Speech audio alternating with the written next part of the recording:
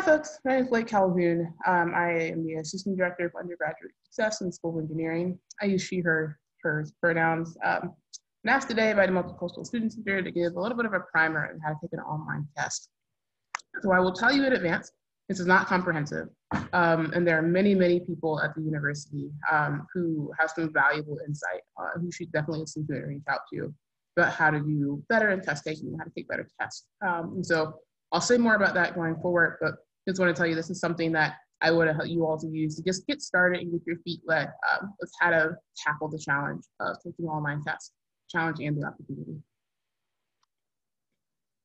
And so I wanted to start here, and I promise to be very brief in this presentation. Again, I know it's difficult to focus. We're all very zoomed out, so I want you to get some really good, quick-hitting tips from this. But I did want to take some time to lay a foundation. And so many of the students I meet with, well before the test even comes, there's a little bit of a maybe unacknowledged grade stress that happens, and it really lays the foundation for many students on how they proceed with studying, how they perceive their own abilities, how they perceive their motivation and everything. And so there's a theory I like to cite called self-worth theory, and it speaks a lot to our motivation, to procrastination, but broadly why and how we avoid failure. And the how is very important here. And so there's an equation that comes with it, which is on the right side of my screen. And it says your performance is equal to your ability, is equal to your self-worth. It's a little bit of a mouthful, and let's take it bit by bit. Performance, that can be something like a quiz or a test or a homework. Your ability, how good am I at something? So I would talk about that. And your self-worth, do I value myself? Do I see potential? Do I enjoy what I'm doing? Am I motivated? Right? Do I have a future in this topic or this major? And so when we think about grades and grade stress specifically, when I work with students, I plug in this equation. So let's say on your Calculus 1 test, your performance, you get an A. When you get an A on your calc test, you would probably feel like you're decent at calc. I would. And that's the ability part of the equation. When you're getting A's, and you feel like you're decent at what you're doing in class, you probably feel better about yourself. And so maybe it's not making up the complete equation of how you feel about yourself, but it probably helps. Let's do that in the reverse. Same test, you bomb it. You didn't sleep well the night before, something came up, whatever, so you get an F. And you're getting Fs in the calc. You're probably not going around thinking too highly of yourself in terms of your academic ability. And when you're not getting good grades, and you don't feel great about your own ability and potential, you usually don't feel very good about yourself. So this is in our relationship that we have noticed amongst students, and it leads to many consequences later on and many unintended consequences. And so when the folks put so much weight and emphasis on our grade, that can really dramatically change how your day is going, how you enjoy college, your experience. It changes the way you see yourself.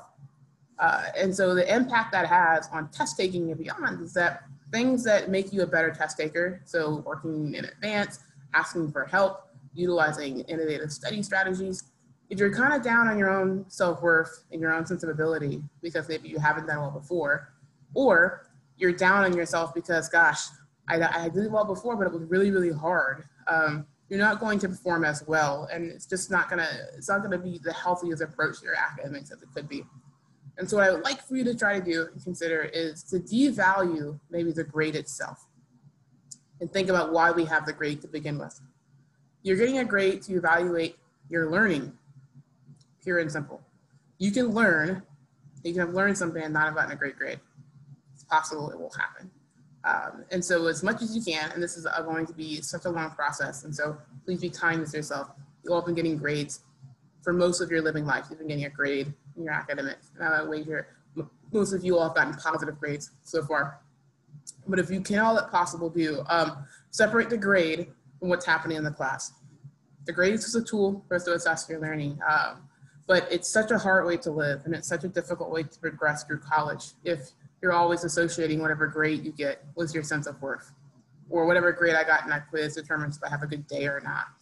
And so I'm happy to talk more about that with students individually, but as much as you can, pull those things apart. You will have a much healthier approach towards failure and to innovation and trying new things if you can separate grades from your overall sense of learning. And so I mentioned this earlier, but strong test performance originates well before the test. And so this PowerPoint is Immensely helpful if you're watching this the day before. It's even more helpful if you're watching this a week before, 2 weeks before, the beginning of the semester. So test taking has everything to do with your habits. There are very few things you can do the day before a test to really change how it's going to go. Very few late nights will change the way your test will go. It has so much to do with your habits and what you do beforehand. And so a tool I want to share with you all is something called Mindset. And this is developed by South Dakota State University. And they use it to think about something called metacognition. And so when I say things start well before the test, metacognition speaks directly to that. Metacognition is the study of how we know the way we learn, understanding our own learning. This mindset acronym is a way for us to conceptualize metacognition. And so when you're thinking about, what can I be doing 2 weeks, 2 months before my final, before my test, before my quiz to prepare me better, let's use the mindset acronym to think about that. So motivation, how am I motivating myself? How am I tracking my own motivation? Am I taking responsibility for my own success and failures in the classroom? A way we see students not take responsibility sometimes, they'll say, man, my professor sucks. Or gosh, well, everyone did really bad in that class. Or I don't really care too much about what happens. And so you find yourself having feelings of that or saying things like that, think back to this acronym and say, you know what? It's not a great way for me to approach success. And when I'm having those thoughts, I'm not spending time thinking about the ways I could be motivated in this class. Initiative. These are things like going to office hours, asking for help early and often, and taking some responsibility for your learning. A very, very crucial tool for your success, and something that you may not be good at right now. Everything in this PowerPoint you might not be good at right now. That's kind of what we're talking. It's okay. We don't expect you to come here and be fantastic at time management and navigating and having great study skills. And in fact, if you were, I'd be a little concerned. I would think you weren't reflecting enough. So you've already developed a fantastic toolbox that got you here to UVA. And what that says is you're capable of developing new skills and toolboxes. And so you might have to do that again here in college. And that is 100% expected and encouraged to do so. Navigating, the continuous metaphor, the acronym, pardon me. Navigating is things like, what do I need to do to keep my financial aid? How many credits do I need to be in? What are the requirements for my major? So much of navigating in this letter can be encompassed by just talking to a person. You don't have to do all this on your own. I don't think you should. We are here, we are employed to help you with that. And there are certainly things that you'll miss on your own. And so part of understanding the way you learn and being a better test taker is knowing, okay, how does this connect back to the overall picture? What is this test doing for me to help me get where I want to be? And so understanding your path through the university as much as you can and as early as you can is going to be very helpful for you.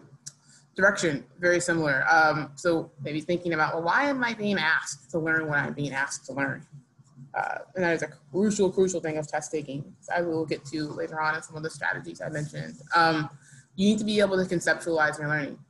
So much of the high school experience is memorizing. Like I'm just vocab words I memorize, or equations I memorize, or formulas for chemistry I memorize. Not as much emphasis on, well, what you use that equation for. What questions and innovations can come about from that new thing you learned in class? What do you do with this? I remember being a student in high school, taking calculus, thinking like, well, what am I ever gonna use this for? And my teacher being like, you'll just use it at some point. But ask yourself these questions and guide yourself. And your professors should be really forthcoming about that. I'm sure they would love to get that question from you. What's this for? Right? And that's going to help you make better connections when you're studying and learning, which will, of course, lend to a better result when you're taking tests. Study skills and expectations, I'll couple those together. And so we'll talk about some study skills. There are 1,000,001 study skills I could give you. None of them matter if they are not tailored to your specific needs and the way you like to learn. Again, metacognition. And so it's very important that you have some skills, and all of you have some right now, but adapting your skills for the environment you're in now, which is college, and adapting those skills and environments for who you know yourself to be. If you are a morning person and always have been a morning person, I would never advise you to, you know what, forget who you are. Like the real way to success is being an evening person. It's not. The real way I believe to success is giving students sustainable strategies that they can use So these are things that you can adapt, things that you can tweak and try, but something you'll always feel comfortable going back to reinforce your own learning. Expectations, and so knowing what's required of you to get the results that you want, and knowing what you've got to give. So I'll go a little beyond this in the metaphor, but I work with students often that are, I'm trying the best I can. I feel like I'm doing so much work, I'm doing so much, but I'm not getting the scores I want or the grades, but I still don't understand. And I did go to office hours. I did study. I read every word in the book. And so part of the expectation sometimes is, you know what, maybe I'm doing a lot quantity-wise, but maybe it's not the right stuff. And so understanding what's really required for you to learn is a step in growth that helps tremendously with test taking and also your overall experience. So instead of asking your professor or your TA, how do I do number 3? Asking them, okay, I'm spending 5 minutes answering number 3. Should I be? Or is this kind of a 10-minute question? Is this a 1-minute question? What am I supposed to be getting from this particular chapter in the book? And so asking the broader questions are going to help you connect the dots a little bit better, which will help in test taking.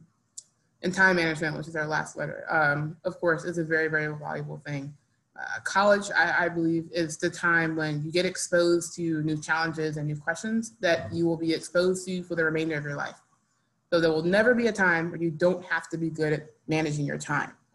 When you're 18, when you're 28, 38, 48, 58, you will always have to learn how to manage your time and prioritize relationships. And so time management is a crucial thing of that. Again, don't expect you to be fantastic at it right now, but there are some definite ways you can get into it and start to try. Okay, so I wanted to break up, so I was laying the foundation a little bit, and so just to recap very quickly, understanding that your approach to studying and to test taking can be very informed by how you feel about grades. So grades give you any particular anxiety, which they give for many folks to varying degrees. Consider that, right? And so say, you know what, I'm not my grades, I'm here to learn, I'm not here to just get A's. So no one cares if I leave here and I have a 4.0 if I didn't learn anything. I work with engineering students often, and I'll tell them, you can go to your job and say, I have a 4.0, but if they ask you to build a bridge and you say, I don't know how, but I did get an A in that class, it's not useful. So lean on your own understanding and learning. So that, and then another part of this foundation, in addition to recognizing the role that grades can play in some stress, pardon me, it's understanding the way that you learn and putting in some time to that mindset thing. And I have a nice worksheet that you can fill out that will help you identify areas of strength and weakness, and understanding your own approach to learning. So moving forward, I wanted to give you 3 ways to break out the ways to approach the test. So before class, during class, and after class. These are general, just good things to be doing, I think. So regardless of if you're taking a test online or in person, these are just really good habits to get yourself into. The more you start now and start practicing, the better that you're going to be getting to doing these things. First and foremost, assess your task early. And this thing on the right is called an Eisenhower matrix, and it's a tool you can use to assess your task. But, pardon me. So everything you get generally comes into the top right, which is blue, scheduling. And so these things are low urgency, maybe they're not due tomorrow, but they're generally important, so they have to get done. So that could be a homework, I have an upcoming due date, a test. Excuse me. These are things you schedule, put them on your planner, think about that. What happens though, is that we usually wait for things to get the high urgency and they're important. So that's, you know what, test is tomorrow, I gotta study right now.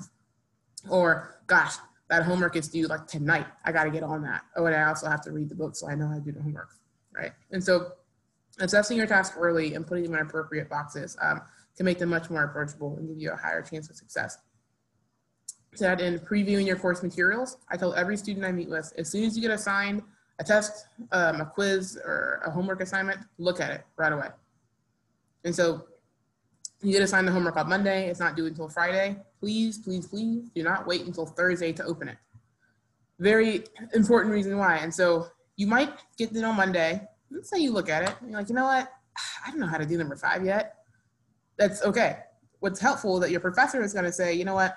Throughout this week, you're going to be learning what you need to learn to complete this homework. And so if you're looking on Monday, maybe by Wednesday, you can answer number 3. On Thursday, you can answer all of them. And then on Friday, you can just go back and re-up. But what's helpful in that approach is that as you're being taught in class and as the professor is speaking, as you're doing your readings, it'll start to make sense. And so maybe you'll say, I didn't know what number 3 was trying to get me to do, but now something's clicking with me.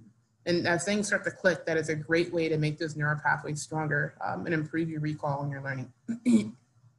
Alternatively, another good reason to look at materials as soon as you get them is if you're anything like me, when I was a student, and I wasn't a fantastic student, I learned a lot. I went not being a great student in this particular role I'm in now. But when you're not opening it, you're still thinking about it. You're worried. You're like, oh my God, that homework is going to take me forever. And so you push it back and push it back. It is a much better use of your time and your mental energy to be recalling, you know what? Instead of worried about something, I'm going to be thinking about how I can tackle it and be looking for things that teach me more about it as I go along. Also, before class, be thinking of ways to test your learning.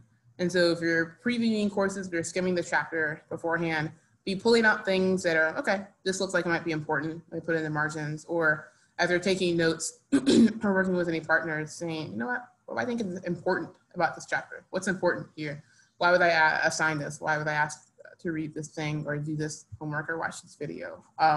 These are going to be really important later on for after class for your recall. And lastly, plan. And so I'm not going to get into this presentation about too much into time management, though time management is a crucial thing to do. And so the best opportunity you have to plan out how things are going to go is before class. So looking at your syllabus, getting your due dates together, knowing when your office hours are, things like that can be really helpful and keep you nimble when you're learning and preparing for a test. A quick example about that is, let's say the test is on Friday, currently it's Thursday, and you're like, oh man, I need some help. Let me see when the office hours are. Gosh, the office hours were on Tuesday. You didn't realize it because maybe you didn't write it down and you didn't plan it. And so now you don't have an opportunity to attend office hours. And so as much as you can be looking at things ahead of time, you can be saying, you know what, I already know that chapter 3 is going to give me some issues. I need some supplemental help on that. Let me plan to go to office hours on Wednesday. That way I can do it. That's a little bit about what you can do before class. You can do a lot more, but I wanted to keep it simple for you all and broad. So during class, very straightforward here. I want to keep it very, very simple for you all. Take effective notes. There are many strategies for taking effective notes. I will tell you one that many folks do that is not very effective. Writing down everything the professor says, not effective note-taking. You might be thinking like, oh, I'm going to forget when I leave. That's kind of the irony of it. If you're writing down when someone is talking, you're not retaining anything. And if you're not going to go back and reread those notes top to bottom, then it's not going to do too much for you. Pardon me, that's not right. I don't know who that was. Next, engage in class. I know we are zoomed out. I know things are difficult and you're just like, oh man, like another class. I feel that way, another meeting, another email, things like that. But as much as you can, engage with it. So much of your learning inside the classroom isn't coming from just what's being written on the board or things like that. It's engaging with the topics. It's talking in your small groups. It's telling your peers, you know, what did you take away from that? Or how are you understanding how to do this thing? So engaging, every theory we have about how students learn, engagement is there. You have to buy into something. You have to work. During class, if something gets hard and you don't understand, ask for help then. There's never a bad time to ask a question. Please ask it then. And what you might find is that, man, everyone else with that same question, but no one asked it. Professor doesn't know to go back and clarify if everyone's saying, yeah, I get it. So it's helpful for faculty as well to hear from you all the things that are sticky points that you need to know. The last thing I'll mention about during class is understanding what is expected of you. And so I sat in my class a little bit ago, back when we could do something like that. And I heard someone ask the question, you know, well, is this going to be on the quiz? I thought about it. I was like, man, that's a decent question. I don't think I've heard many students ask that. They just kind of hope and like, man, I hope this is going to be on the quiz. But if you've been giving so many things and you're learning them in class, you have a lot of readings, you have a lot of homework assignments, a lot of other things that are going on in projects, it's okay to ask the professor, what of this should I be really focusing on? And if they say, well, everything, and maybe phrase it a different way and say, okay, well, there's a lot of material here. I want to know where to best invest my time. What part of this do you want is the biggest takeaway for you? What's the most essential component of this lesson that are going to help me understand what you want me to be getting from this instruction? So utilizing class time as a time to talk to your professor about, okay, what's being expected? How can I go about these things? And that will in turn craft the way you prepare and then make you much more prepared for your test. So after class, reflection is key. There's a graph that I didn't put here, and I struggle to draw every time I do, but I can talk about it effectively. But we have research that shows that the longer you wait after your class, kind of sit down and reflect and try to recall what you learned, the less likely you are to retain that information long-term. And so in practice, that looks something like, I had class on Monday, and now I'm doing my homework on Friday, and I understood it on Monday, but now I can't really remember how to do this example. And so you have to go back and teach yourself. But if on Monday after class, you sat down, just spent maybe 5 minutes saying, all right, here are the things we went over, here are the couple things that happened, here's what I took from it, here are my questions about it still. If you do that, you're much more likely to retain that. So the retaining that you get from that happens incrementally, it goes down the longer you wait to go back and reflect on something. And that's an important tool. Plan your approach. It has to do with a couple of things combined. And so how much time do you have going on right now? You got to work, you got to be somewhere else, you got to be home, do you have any other events you want to do? Sometimes when students leave class, they're like, oh, I got time. You know, it'll fall into place. But be really intentional about the way you think about how you're going to be approaching your class and your studies. When I first came to college, I got the advice of treating it like a full-time job.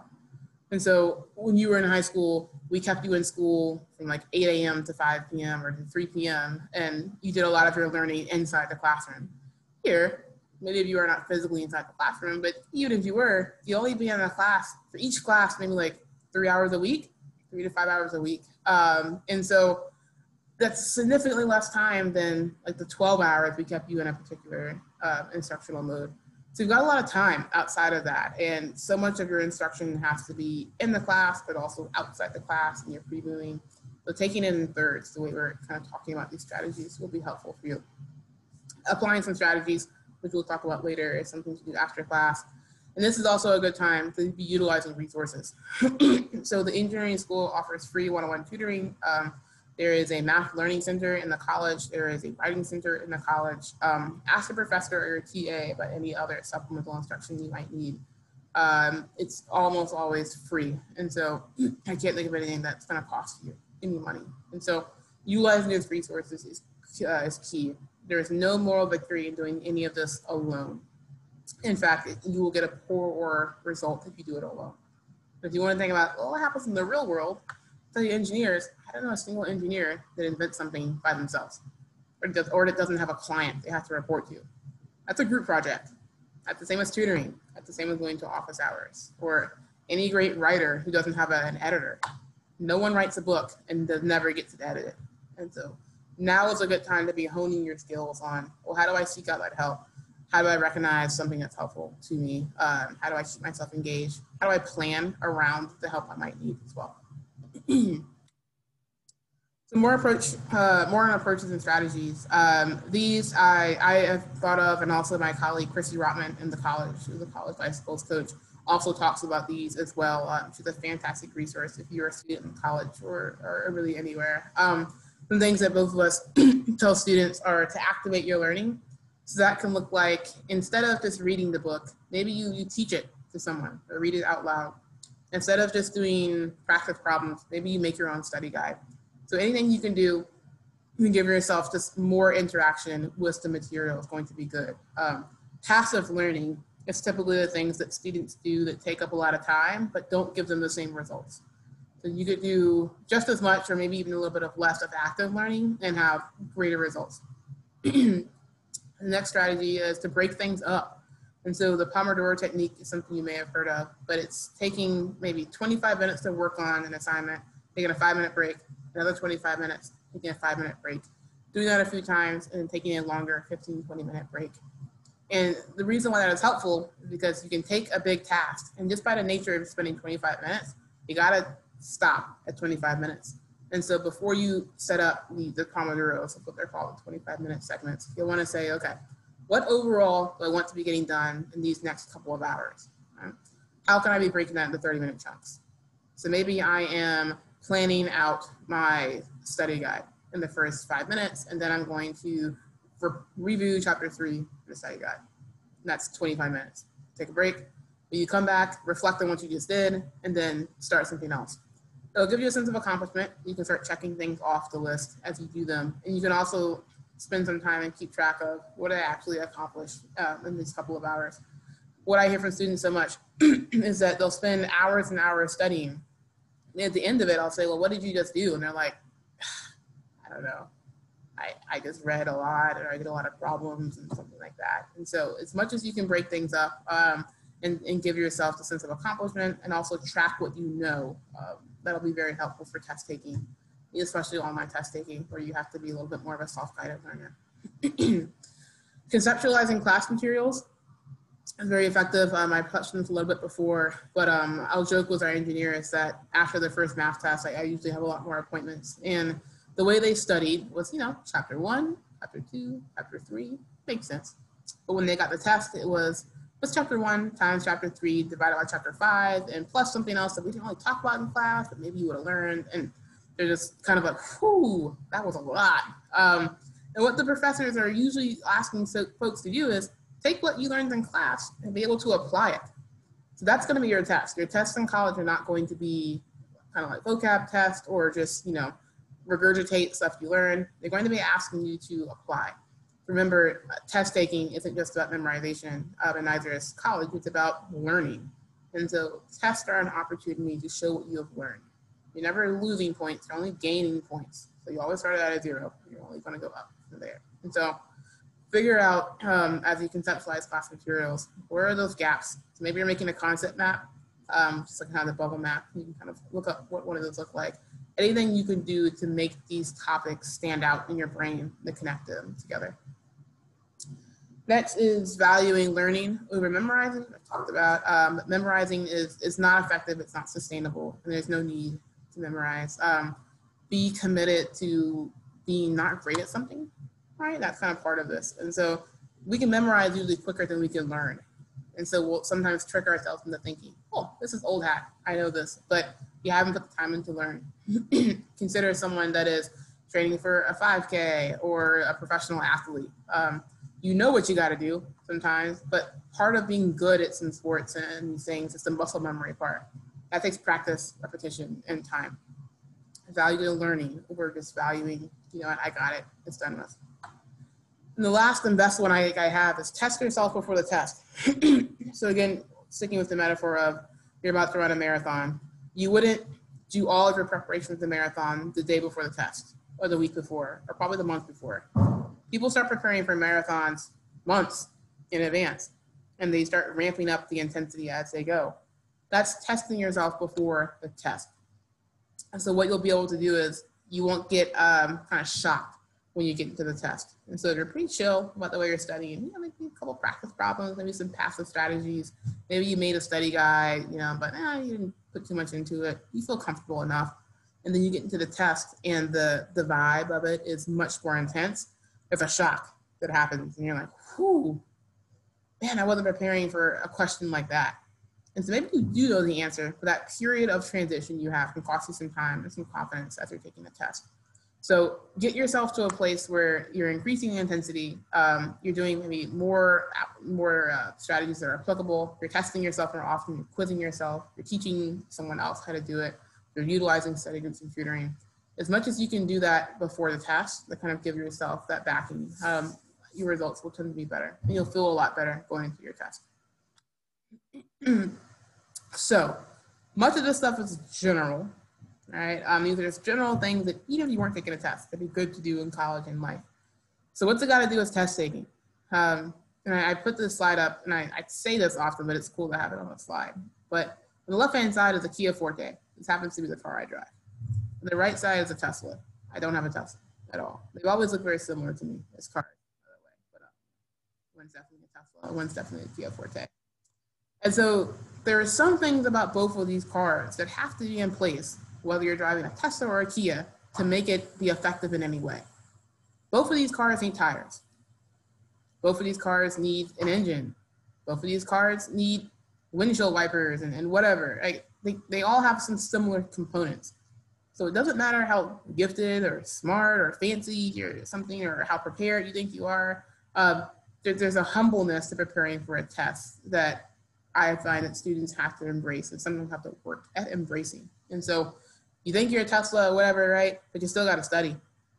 You still got to work hard. You still have to go to class, right? You still have to understand the way you learn, and you still have to ask for help sometimes. Those things that are crucial and foundational, those are like tires.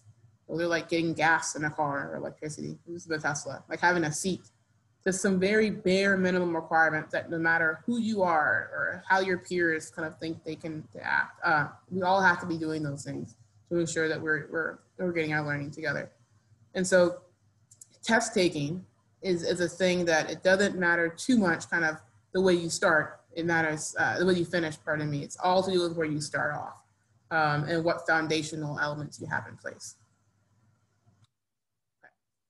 So a little bit of a note about what can change with an online format. And so some things I've already identified, and if we were talking in person, I would ask you all to think of some if you've identified for yourself. But more self-guided learning, which means that you have less organic opportunities to just kind of run into folks and be like, oh yeah, you want to work together? Or hey, got a quick question about this. To the second point, you have to be very intentional about making connections. And so you can't just kind of linger after class sometimes and talk with folks or meet people in the hallway, or hey, let me go down the street or down the hallway and see if my roommates are doing something, or my hallmates. And so being an intentional learner and a self-guided learner is something that will have to change.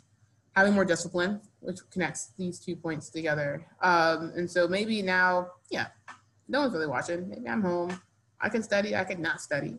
Right? Or I can go to class, or I can not go to class. It's Zoom, or it's asynchronous. And so maybe I'll just watch the recording later and I won't show up. And keeping the same approach that you would if you were in person is going to be very important in these online formats. I know faculty and staff, we're doing our best to adapt to the approaches we have, but to also keep the same level of discipline ourselves about the way that we approach our jobs. And I'd ask the same of you all. And I think it's very, very important for online formats. Okay. So I'll end with this, knowing when and whom to ask for help. The answers are all on this slide, but early and often. There's never a bad time to ask for help. I joke that the time to ask for help is when you know what you need help with. So if you showed up to a tutoring appointment and you were like, I have a question about this particular topic, fantastic. You show up to tutoring and you're like, I don't know where to start. This whole class is kind of a mess, right? The tutor can be less helpful than it could have been when you had a specific question. And so if you feel yourself starting to slide, reach out then. Don't wait until you get a bad grade, or don't wait until you don't know what's going on in the class at all. Do it early and do it often. I promise you're not bugging us by asking for help. We expect you to do it, and we want you to be doing those things. As far as who to ask for help, as you'll see, it doesn't matter really who you ask. We're all connected. And so let's say you ask your RA.